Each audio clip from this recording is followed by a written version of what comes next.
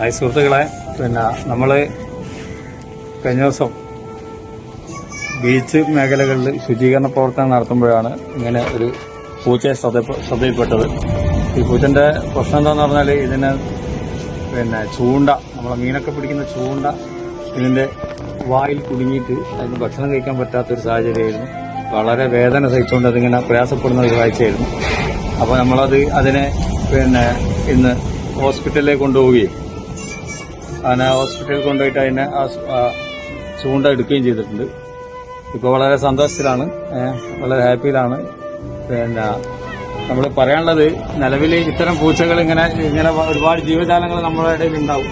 അവരൊക്കെ ഇങ്ങനെ കാണുമ്പോൾ എന്തെങ്കിലും പ്രശ്നങ്ങൾ ഉണ്ടാകുമ്പോൾ നമ്മൾ അതിനോട് ഒരു അനുഭാവപൂർവമായ ഒരു സമീപനം എടുക്കണം എല്ലാവരും. കാരണം ഏതാണ്ട് ഒരാഴ്ചകളായി ഇതിന്റെ ചൂണ്ട ഇങ്ങനെ കുടുങ്ങിയിട്ട് എന്നാണ് നമുക്ക് അറിയാൻ സാധിച്ചത് പിന്നീട്.